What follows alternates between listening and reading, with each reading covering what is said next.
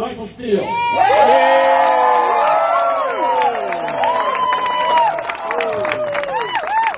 up, California? How you guys doing? Great, right.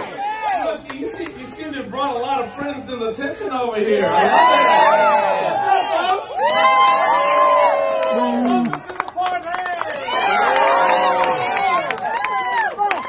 Let me just tell you, folks, whenever you get the other side riled up like that, you know you're on the right track.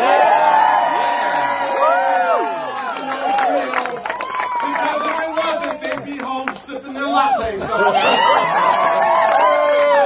You're with the people. Why? Because they're scared. Why? Because they haven't led.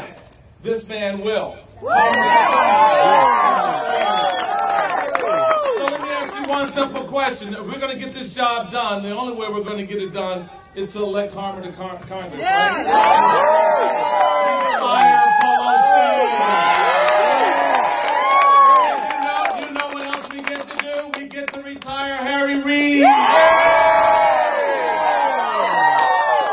Just so everybody knows, you got some infiltrators right over here. That's all right. How you doing? Good to see you. I'm glad you're here. And by the time we're done, you'll be voting Republican. Let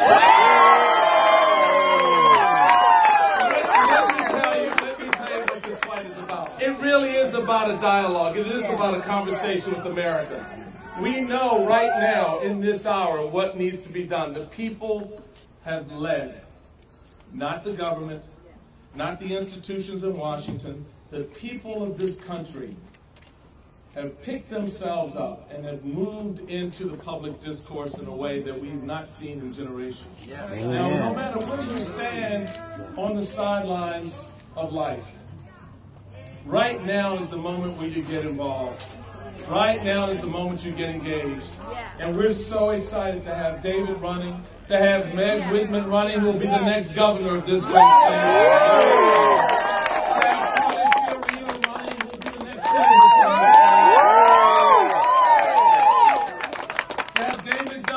Secretary of State of this state. You've got an incredible leadership team that has emerged here in California. And as the chairman so aptly noted, this is not the same old California anymore. This is a different California. This is a California that is looking at its options, looking at its future, and is going to pick leaders in November that understand what the people want and what the people need. And I'm very proud to be here as part of your team to help send the message across this great land of ours. Republicans will win in California this November. We've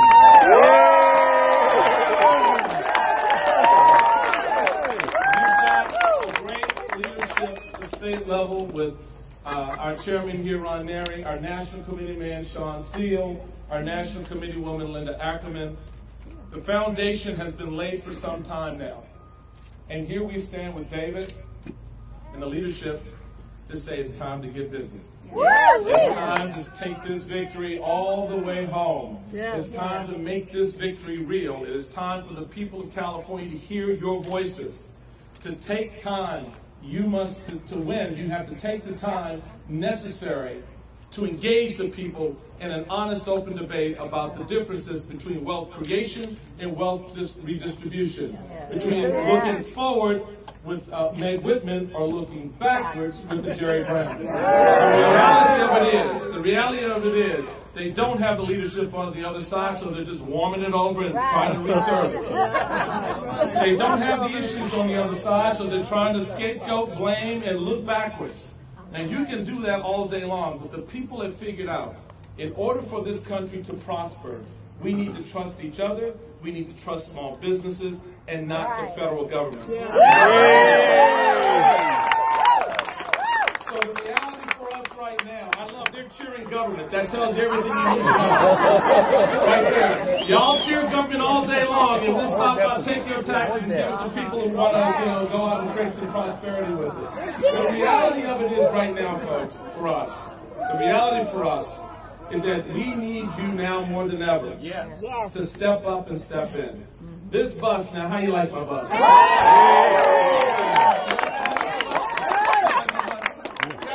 Don't like the bus.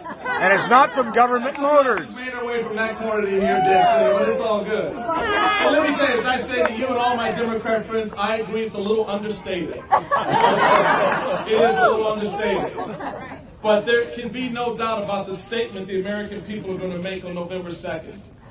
When they go to those voting booths around this state and around this country and throw out bad leadership from Nancy Pelosi and Harry Reid and put in good leadership like David Harmer and others.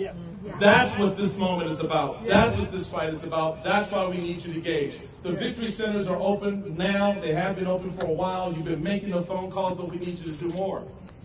We need you to do more. We need you to make one more call. We need you to knock on one more door. We need you to wave one more sign. Yes. We need you to talk to neighbor, friend. We need you to go into neighborhoods and communities you haven't been in before. We need you to get outside your comfort zone. Because Republicans sometimes get a little too comfortable. This is not that moment anymore. You can't be shy here. You can't half-step this effort. You cannot assume that all the noise you hear from the left is going to be sufficient for you to win on the right. That's not how it's going to work. The way you will win is when you engage the voters of this community, when you engage the voters of this state on ideas, with strong candidates, with leadership. If you're going to slack here, leave. If you're going to work, let's get in the game, because this is our moment right now for Republicans to win in this state. How many small business owners do we have here? Let me ask you a question. Now, you know, the government has been in the business over the past year kind of demonizing wealth, picking, you know, boogeymen and winners and losers. Now, when you're sitting down and you're looking over your balance sheet, do you say to yourself, you know, this whole profit thing is way overrated? I don't need to make any money, and what money I do make, I should just give to the government. And for the rest of us, when you get up in the morning and you start your day and you're aspiring towards the American dream, is one of the steps that you take, one of the first steps you take is to look in the mirror and say to yourself, all I want to be today is poor. That's not America. That is not what this is about. We need this country to create jobs again. We need to rely on the small businesses who have for centuries been at the forefront of laying down that foundation. From the mom and pop shop to the major businesses in our community. That's part of the steps that we need to take towards the road, on the road of prosperity. We don't need to redistribute the wealth of this community. We need to invest it. We need to save it. We need it to be spent in this community so that jobs can be created and the next generation will have a foundation for them to stand on. We have been handed a great opportunity by the greatest generation. What opportunity are we in turn going to pass on to our kids and grandkids? Right now, a baby born today has somewhere around $55,000 worth of debt over their head. $55,000. Now you can look backwards, sister, all you want to, but you can't deny the fact that that child has $55,000 of debt. And the reality of it is, what we pass on to the next generation. I hope you're not ever my professor, because I'd blow you away with facts. Prosperity. It must always be opportunity, and that's why we're fighting for David and Mary and Carly and others to win. So, I need you, as you go forward from here, to take the moment and take the time to figure out how you're going to engage. And I've got a tool to help you do that. I want you to put down on a piece of paper what you want the headlines to be on Wednesday, November 3rd. When you get up in the morning and you look at that newspaper, read that headline, it's going to make you feel real good, isn't it? Whatever it is. Well, put this card someplace where you see it every day and ask yourself, what have I done today? What am I doing today to help David Harmer become the next congressman from this district? What am I doing to help Meg? What have I done to help Carly? What am I doing to help engage neighbor, friend, colleague about the great debate that this country is now facing about its prosperity, its future? What more can I do to make that headline come true? That is the effort you are engaged in right now. That is the great work that you will do over the next 4 weeks. Don't pay attention to the noise around you. Stay focused on the prize. It is the finish line on November 2nd. Don't pay attention to the craziness within and without. Stay focused on the prize because that is the victory at hand. And it's right here in front of all of you. Each one of you will have a stake in this. The other thing you need to know is that when you're sitting there and you're reading that headline and you're watching the liberal press sort of choke down the words, Republican wins, Republicans take control of the Congress. You know that somewhere in Washington, Chris Matthews is going to have something run up his leg. You'll take pride in that too. Or fill his pants. Or whatever will make you feel good that moment. Know that you have had a hand in it. Know that you have had a hand in firing Nancy Pelosi. Yeah. Know that you have had a hand in transforming the course and the direction of this great nation. And that you're putting it back in the hands of the people. This great movement of voices out here from moms and dads, grandmas and granddads, young and old alike, has been a powerful force for the last 18 months. And a lot of our friends on the left don't know what to do with it. They demonized it, they called it names, they've tried to do everything except embrace and understand that it is a movement of the American people. It is not a movement of institutions.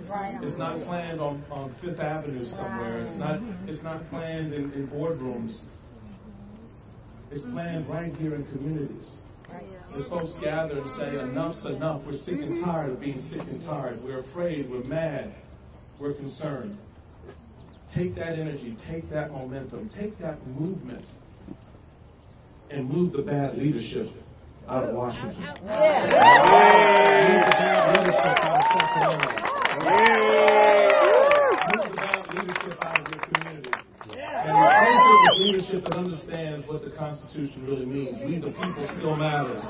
Replace it with leadership that understands that we are here to form a more perfect union because it matters. Replace it with people who understand that the value of the dollar today still matters because the value of the dollar tomorrow matters more. And we must do everything in our power to make sure that the change is to come.